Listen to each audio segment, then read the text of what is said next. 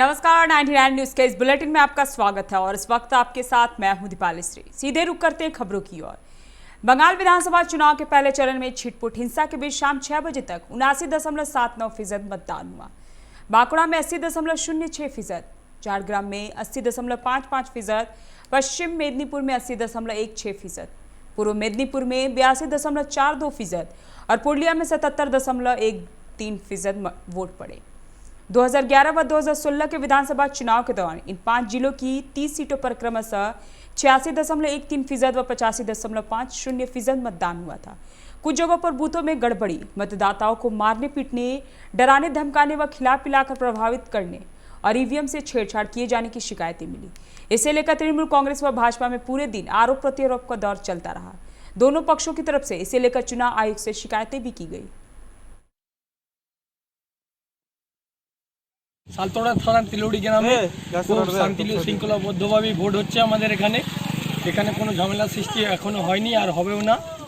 যত বছর ভোট হচ্ছে খুব ভালোভাবেই হয় এখানে এবং কোভিডের যে নিয়ম বা ডিসিপ্লিন আছে সেটা মেনেই চলছে এবং সবাই ডিস্টেন্স বজায় নিয়েই ভোট দিচ্ছে সবাই, আর স্যানিটাইজ করা হচ্ছে। গ্রাম তিলুড়ি, আমার নাম সাই মুখার্জি। এখানে সেন্ট্রাল ফোর্সরা তাদের ডিউটি ठीक-ठाक भावे करছে। पुलिस मुख्यालय ने होली व शब बारात पर विधि व्यवस्था बनाए रखने को लेकर सभी जिलों के एसएसपी, एसपी को अलर्ट करते हुए दिशा निर्देश जारी कर दिया है। दागियों पर नजर रखने को कहा गया है ताकि समय रहते कारगर कार्रवाई हो सके। आदेश दिया गया है कि सभी जिलों में पुलिस असामाजिक तत्वों पर नजर रखे ताकि विधि व्यवस्था का संकट उत्पन्न न हो। इस वर्ष होलिका दहन व शब बारात 28 मार्च को है और होली का त्यौहार 29 को है। पुलिस मुख्यालय ने जारी दिशा निर्देश में बताया है कि पहले ऐसा देखा गया कि असामाजिक तत्व पर्व के दौरान माहौल बिगाड़ने के लिए किसी अप्रिय घटना को अंजाम देते हैं, जिससे विधि व्यवस्था की समस्या उत्पन्न हो जाती है। इसके अलावा होली पर भारी मात्रा में अवैध जहरीली शराब का निर्माण व बिक्री की जाती है।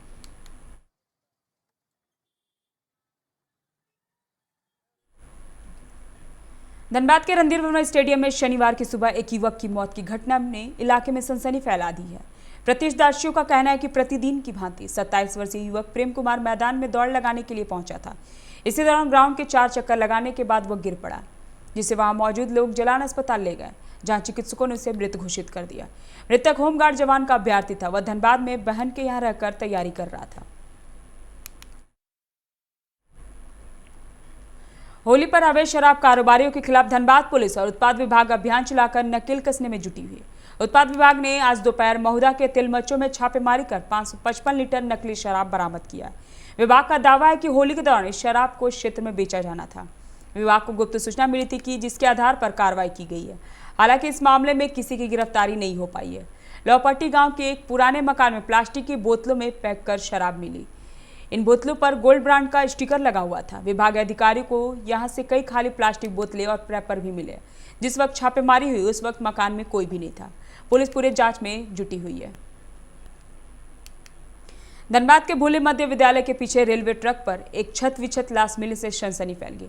मृतक की पहचान 62 वर्षीय प्रेमचंद्र मल्ला के रूप में की गई है। घटना की सूचना पर मौके पर पहुंचे रेल पुलिस ने शव को पोस्टमार्टम के लिए भेज दिया है। घटना कैसे और क्यों हुई, इस पर संशय बरकरार है। मृतक प्रेमचंद्र मल्ला ईस्ट बसुरिया उपी क्षेत्र स्थित रिंगनी पंचायत के मल्ला बस्ती का वार्ड सदस्य है। बताया जा रहा है कि आज सुबह करीब 6 बजे भूली मध्य विद्यालय के पीछे रेलवे ट्रैक पर वहां से गुजर रहे कुछ लोगों ने लाशें देखी।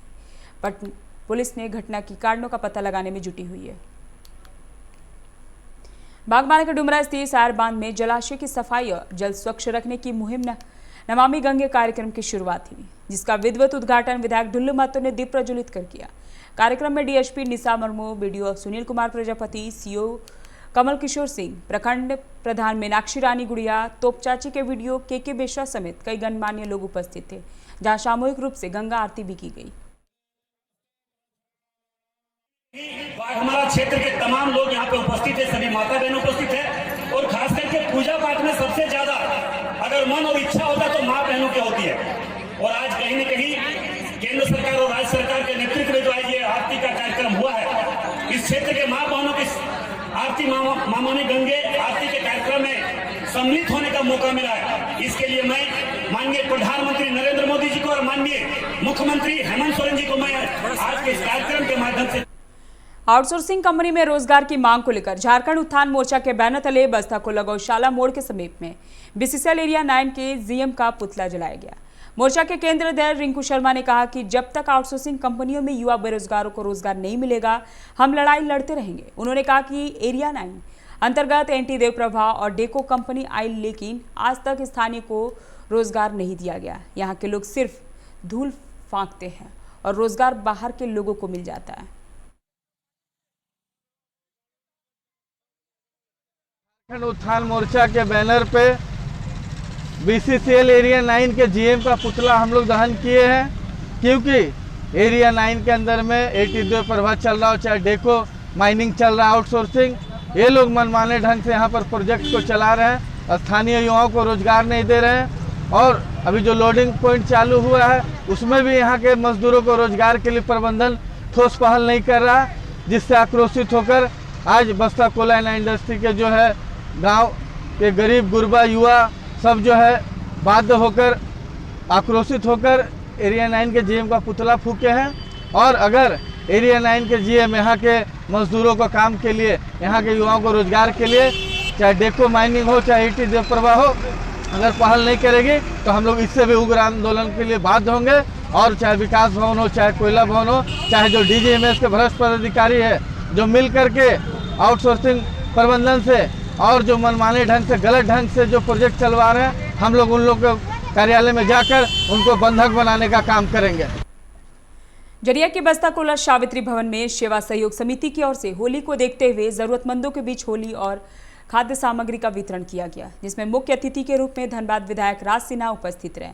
इस कार्यक्रम में सेवा सहयोग समिति अध्यक्ष गणेश गुप्ता, उपाध्यक्ष मुकेश केशरी, राजेश साव, मुन्ना गुप्ता समेत कई लोग शामिल हुए।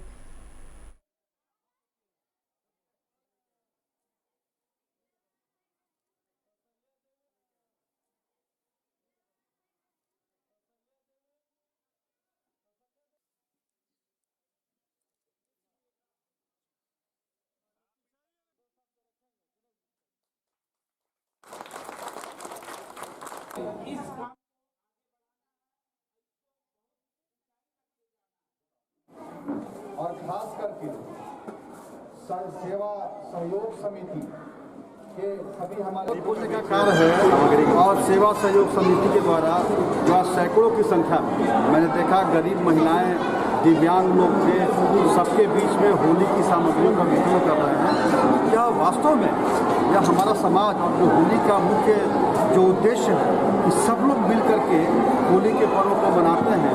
दुश्मन भी गले मिल जाते हैं, कहा गया है होली में, तो उसको चरितार्थ कर रहे हैं। मैं सबको हम लोग होली की शुभकामना भी देते हैं। और जो सेवा सहयोग समिति के हमारे साथी हैं, तो गणेश गुप्ता जी, रिंकू शर्मा जी या उनकी पूरी टीम, सबको, राजेश साव जी हैं और शैलेश जी हैं, सब लोग को हम सब बहुत अपनी ओर से बहुत बधाई। सेवा चालक संघ द्वारा धनबाद के प्रमुख मार्गों पर भ्रमण करते हुए जागरूकता अभियान चलाया गया, जिसके तहत सभी ऑटो चालक और सवारियों से यह अपील की गई कि जिले को वैश्विक महामारी कोरोना के संक्रमण से बचाने के लिए एहतियात बरतना आवश्यक है। इसके लिए ऑटो चालक अपने सवारियों को मास्क पहनने की सलाह दे रहे हैं। साथ ही यात्रियों से भी चालक संघ के लोगों ने अपील किया कि अगर ऑटो चालक मास्क नहीं लगाए तो उसे भी मास्क पहनने के लिए बाध्य करें।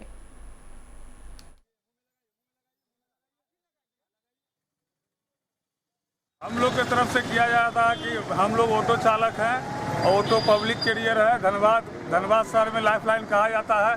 हम ऐसा जागरूक करना चाहते हैं। हर एक ऑटो मेरा भाई जो है श्रमकरण को देखते हुए, बढ़ते श्रमकरण को देखते हुए, उसको में सब भी जो भी पैसेंजर बैठा है उसको भी बोले वो मास्क लगा के बैठे और अपने भी खुद मास्क लगा के बैठे।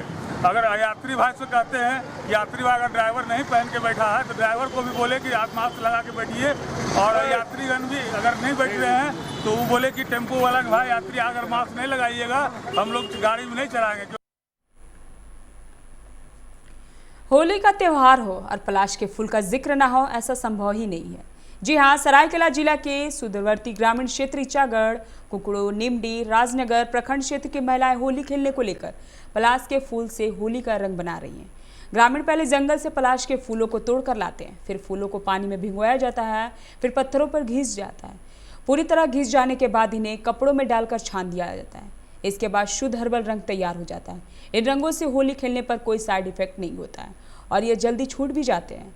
ग्रामीणों का कहना है कि होली खेलने के लिए प्राकृतिक रंगों से सबसे बेहतर पलाश के फूल से निर्मित रंग ही है। होली के आने से पूर्व पलाश के पेड़ फूलों से लद जाते हैं। इससे बने रंगों से होली खेलने पर शरीर को कोई नुकसान नहीं होता। नेचुरल कलर बना रहे हैं इसलिए कि ताकि हम लोग का बाल बच्चा सही सलामत रहे और कोई हानिकारक चीज हम लोगों को मतलब कुछ इफेक्ट न पड़े।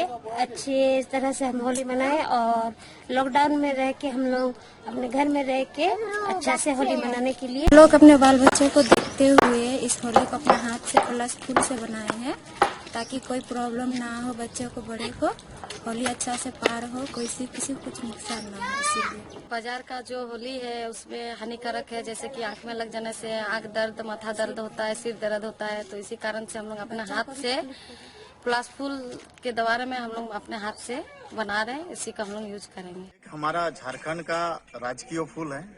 पलाश फूल में हमारा झारखंड का पहचान है। और पलाश फूल एक ऐसा चीज होता है जैसे फाल्गुन महीना का अंतिम तक आने लग जाता है, हमारा झारखंडियों का एक मुस्कुराहट आ जाता है। धनबाद सीपीडब्ल्यूडी के अधीक्षण अभियंता के साथ ठेकेदारों द्वारा की गई मारपीट मामले में अभियंता मनोज कुमार ने घटना की लिखित शिकायत सरायकेला पुलिस को दी है, जिसमें गोपाल सिंह और संजय कुमार पांडे को आरोपी बताया गया। शिकायत पत्र में बताया गया कि दोनों आरोपियों ने शुक्रवार को उनके आदेशपाल और सुरक्षा गार्ड के साथ धक्का मुक्की करते हुए उनको भी जान से मारने की धमकी दी है। पुलिस मामले की जांच कर रही है।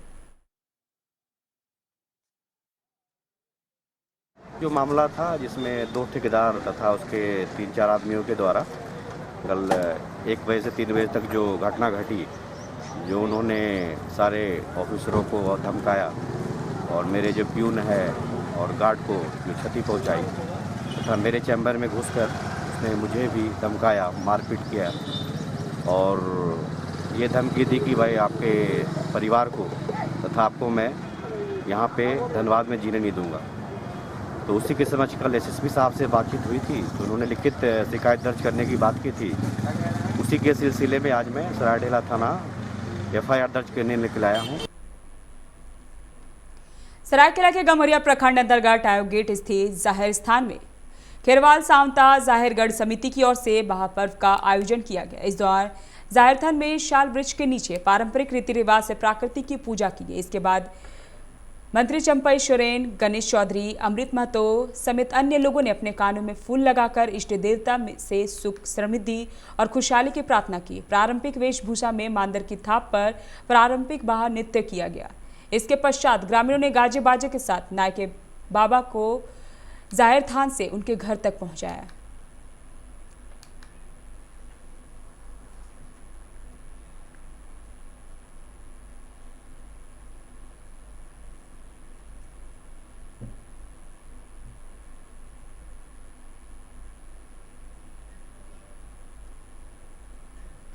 जामुड़िया से वाम मोर्चा के उम्मीदवार ऐशी घोष ने आज अपने विधानसभा क्षेत्र के मंडलापुर, बरतल्ला, मंडलापुर गांव, अखलपुर पुल, कुयो मोड़ समेत कई इलाकों में जुलूस निकालकर चुनाव प्रचार किया।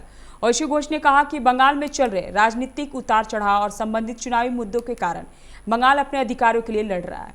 वाम मोर्चा हमेशा मेहनतकश लोगों के अधिकारों के लिए लड़ता रहा है, इसलिए हमें पूरी उम्मीद है कि हम आगामी विधानसभा चुनाव में फिर से जीत हासिल करेंगे एवं संयुक्त मोर्चा की सरकार बनाएंगे।